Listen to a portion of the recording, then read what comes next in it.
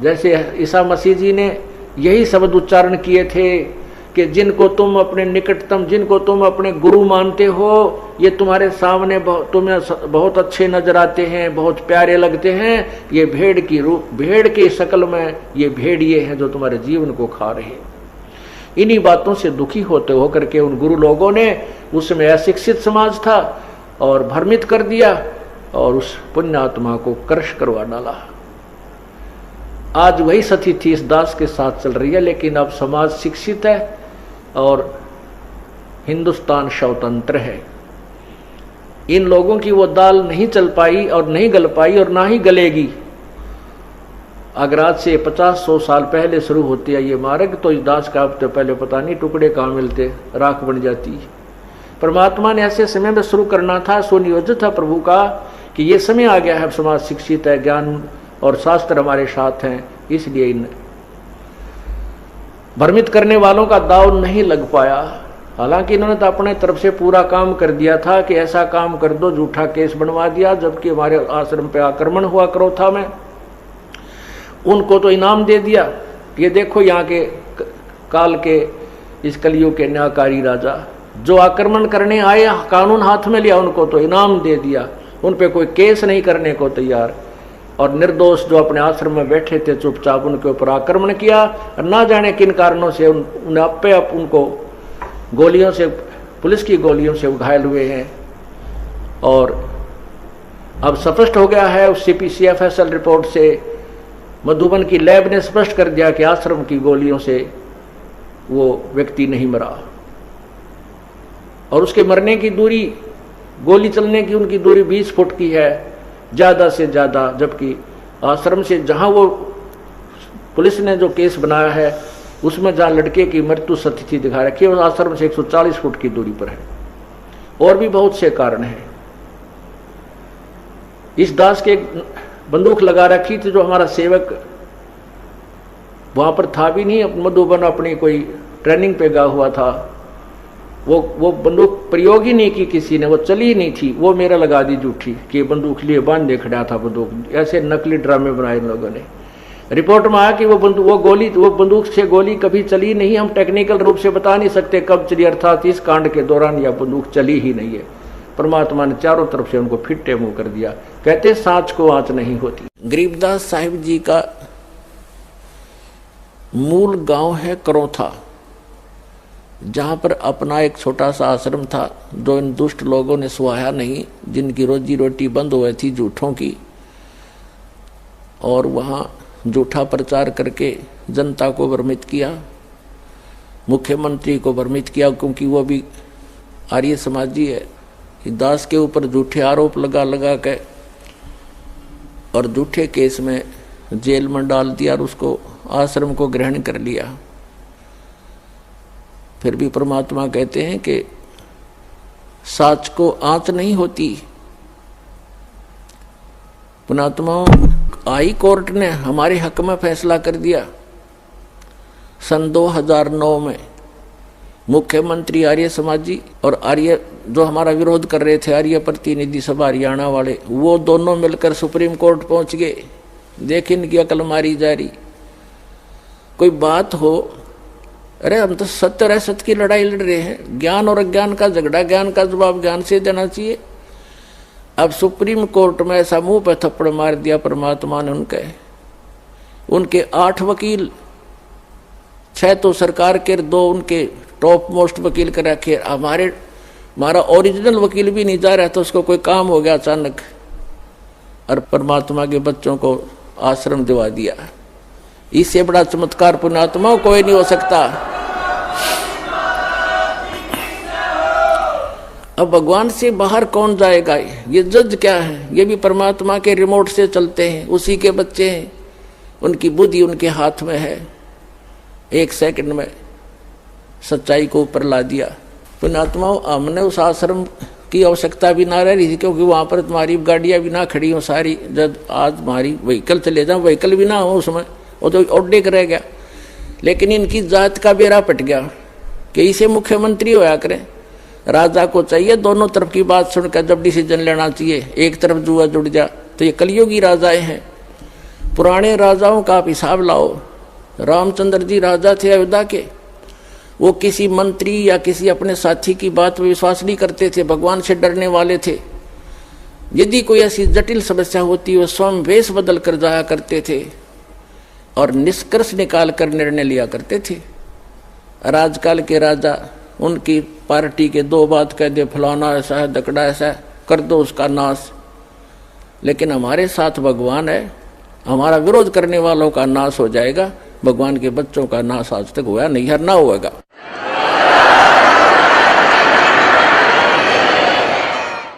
और हम ना किसी का बुरा सोचा और ना सोचते।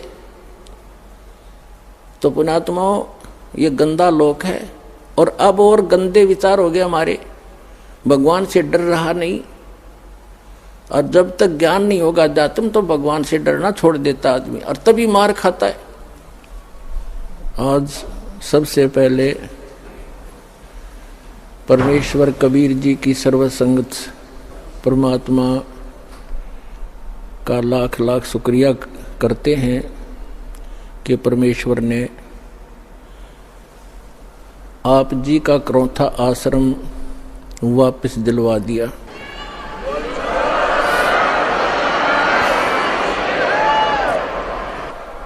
न्याय मिला, भले ही देर से मिला। कहते हैं सत्य को कुछ दिन दबाया तो जा सकता है, मिटाया नहीं जा सकता। आज हमारा वो सर्व गंध हट गया जो दुष्ट लोगों ने अफवाहें फैलाई थी, हमारी छवि को धूमिल करने की चेष्टा की थी। हमारे सब भक्तों ने मिलकर परमात्मा के यथार्थ ज्ञान को अपने सब भाई बहनों तक पहुंचाया और जनता को सच्चाई का पता लगा। और आप देख रहे हैं कैसे उमड़ उमड़ कर परमात्मा के बच्चे सतलोक आश्रम बरवाला में दीक्षा प्राप्त करने के लिए आ रहे हैं। परमात्मा कहते हैं कि भगत बीज पलटे नहीं, चाहे आए पड़ोसो झोल, और जय कंचन बिष्टा पड़े घटे निता का मोल। यदि सोने को, गोल्ड को टट्टी के अंदर डाल दिया जाए उसकी कीमत कम नहीं होती। जिसको पता लगता है कि गोल्ड है, उठाकर साफ करके और अपनी तिजोरी में रख लेता है। तो पुण्यात्माओं, हमारे ऊपर जो गंध डाला था, आज जनता को पता चला कि सोने के ऊपर ये दुष्ट लोगों ने कूड़ा करकट डाल दिया था। आज साफ होने पर पता चला कि who is Rampal, who is Kabir God, और क्या था सतलोक आश्रम क्रौथा की सच्चाई। तो पुण्यात्माओं, जो भगवान के मार्ग में बाधा करते हैं वो बिल्कुल मंदबुद्धि के व्यक्ति होते हैं, जिनको दूसरे शब्दों में दुष्ट कह सकते हैं। वो तो ऐसे होते हैं जैसे रेल की पटरी पे अंधा गधा खड़ा हो गया, उसने गाड़ी आने की आवाज सुनी, उसने सोचा कोई तुझे डिस्टर्ब करने के लिए और इधर ही आ रहा है। जिधर से उसको गाड़ी आती महसूस हो रही थी उस तरफ दोनों पैर कर लिए पिछले कि आण दे निकट, अरे इसका लात मार। उसने दोनों दलत्ती मारी। जब गाड़ी निकट सी आलियन देने सोचा ये तो ऊपर चढ़ गया, कौन है तेरे? नोना मेरा मूर्ख, तू खड़ा है रेल के मार्ग में, तेने एक तरफ होना चाहिए था। तो उसने दोनों दलत्ते मारे और वो पटक दिया ठाक। तो कंस ने मारे थे दोनों लात, रावण ने मारे थे, हिरण्यकशिपु ने भी ऐसे अंधे गधे का काम कराया था। और अब भी जो इस दास के परमात्मा के मार्ग में जो बाधा करेगा वो अंधा गधा ही होगा, ये सत्कर मान लेना।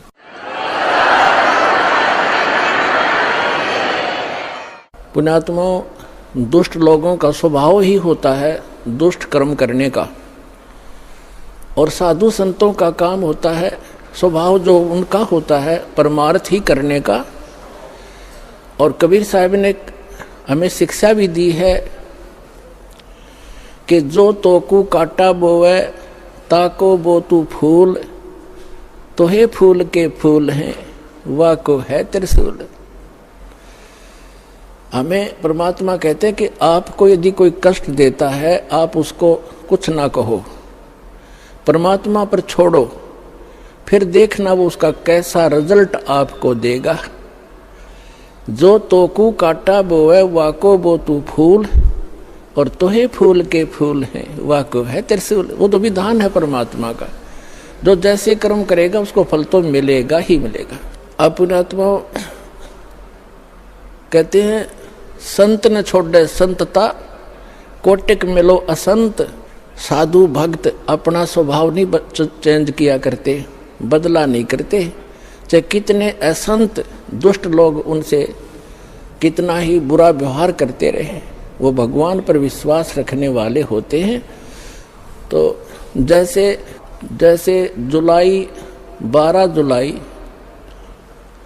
सन 2006 को क्रोथा कांड उन्हीं दुष्ट लोगों ने किया था, जो अभी 9 अप्रैल सन 2013 में उन्होंने अपनी जात फिर दिखा दी जनता के सामने। वह सच्चाई आ गई कि ये कितने अच्छे लोग हैं और कितने झूठे हैं, कितनी अफवाह फैलाई थी। यही कारण उस दिन था और वही कारण ये 9 अप्रैल को इन्होंने करके दिखा दिया। आप परमात्मा पे विश्वास रखना। संत साधु कभी किसी का बुरा नहीं सोचते, ना करते और ना ही सोचना चाहिए। परमात्मा से कोई चीज छुपी नहीं है। यदि हम भगवान से डरने वाले हैं और हम परमात्मा कबीर जी को परमात्मा मानते हैं तो भगवान वाले काम किया करता है। आपने बहुत शांति रखनी पड़ेगी। उन दुष्टों का तो नाश होया पड़ा है, उनका तो पतन हो रहा है। वो चाहते हैं कि आपका भी नाश कर दें झगड़ा वगड़ा करके। आपने जो संयम दिखाया 9 अप्रैल सन 2013 में क्रोथा के अंदर, मेरी आत्मा गदगद कर दी। बच्चों, तुमने साधुता दिखाई और आगे भी इतना संयम रखना। कहते हैं हस्ती डर माने नहीं जो स्वान भुकाही, और शीश महल को देख के वो भौंक भौंक मर जाएं। हाथी कभी भी कुत्ते भौंकते रहो उनकी परवाह नहीं करता, क्योंकि वो उसको हानि कर नहीं सकते।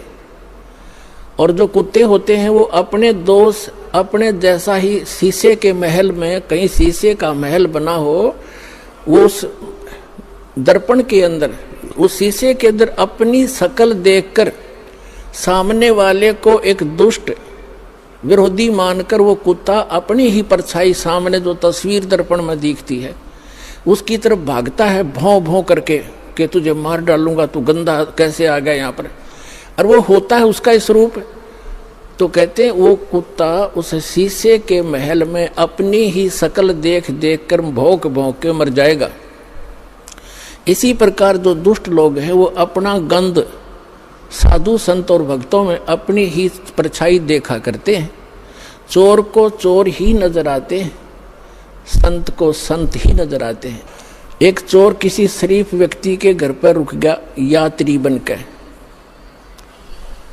अब उस शरीफ व्यक्ति ने उस चोर को अपने घर के बीच में सुलाया, एक नेक आदमी मानकर। घर वाला सो गया निश्चिंत होकर के, खाना खुना खिला के, और चोर रात्रि में चोरी करके चला गया। अब उस नेक व्यक्ति को, वो स्वयं नेक था, उसको चोर दिखाई नहीं दिया वो, और एक शरीफ व्यक्ति चला गया चोर के घर पे, यात्री रात्रि में रुक गया। अब वो चोर सारी रात जागता रहा कि कहीं ये रात ने तेरी चोरी ना कर ले। और वो शरीफ आदमी खा कर खाना सामने सोया था और सुबह आराम से उठा, और चोर सारी रात जागता रहा कहीं ये रात ने चोरी ना कर ले जा, क्योंकि उस शरीफ व्यक्ति में वो दुष्ट चोर अपनी ही परछाई देख रहा था, अपना ही दोष देख रहा था। तो इसी प्रकार दोस्त इस दास का विरोध कर रहे हैं, और उस दास पर जो ऐसे आरोप गंदे लगाए झूठे, वो स्वयं ही ऐसे थे। और पुण्यात्माओं, आप देख रहे हो क्रोथा आश्रम सरकार के पास रहा 7 वर्ष, उसको लुटवा दिया, करोड़ों की संपत्ति भक्तों के दान का नाश करवा दिया, सारा लुटवा दिया। और आज परमात्मा ने हमें क्या दे रखा है, और जो ऐसा बताते हैं, सुनने में आ रहा है कि जो जो उस परमात्मा के सच्चे स्थल से कोई सामान उठा कर ले गया था, उनका सर्वनाश होने जा रहा है। एक ने बताया कि एक हमारे गांव में उठा कर ले गया था पुलिस वाला, तो उसके पुत्र का विवाह हुआ। वो लड़की ने आकर देखा कि तुम ये चोरी का सामान एक संत के दरबार का उठा कर लाए हो। वो लड़की उनको तलाक दे दिया कि मैं तुम्हारे जैसे दुष्टों के घर पे नहीं आऊंगी। 2 महीने के बाद उसका अपना पुत्र विष खाकर मर गया, इकलौता पुत्र था, उसका सर्वनाश हुआ। तो पुण्यात्माओं, हम किसी को बद्दुआ नहीं देते, लेकिन भगवान का जो तराजू है वो एररलेस है। मन तू पावेगा अपना किया रे, भोगेगा अपना किया रे। अब जैसे एक बिच्छू दरिया में बहता हुआ आ रहा था और एक संत भक्त स्नान कर रहा था दरिया में। उसने देखा ये जीव डूबेगा मरेगा, उसने ऐसे हाथ में उठाया, उसको बाहर फेंकना चाहा। बिच्छू ने डंक मारा और पानी में गिर गया। उसने फिर उठाया, उसने फिर डंक मारा और पानी में उछल गया। उसने फिर उठाया, उसने फिर डंक मारा और कुछ देर में फिर उसने दोनों हाथों से पानी समेत ही उसको पटरी पर फेंक दिया। एक आम व्यक्ति खड़ा खड़ा देख रहा था, कहने लगा, रे भले आदमी, तेरे तो हाथ पर डंक मार रहा है, तू इसको बचाने की चेष्टा कर रहा है, मरने दे, बहने देता। तो उस भक्त ने कहा कि ये अब इसका स्वभाव है ये, और मेरा स्वभाव है ऐसा। हमारा परमार्थ करने का स्वभाव है और बिच्छू का डंक मारने का स्वभाव है। जब ये अपना स्वभाव नहीं छोड़ सकता तो मैं कैसे छोड़ दूं? आत्माओं, जो दुष्ट लोग हैं वो तो बिच्छू हैं, वो तो डंक मारते रहेंगे, लेकिन आप संत भी हो। और जो तो को काटा बोवे ताको बो तू फूल, और तो ही फूल के फूल हैं वाको है त्रिशूल।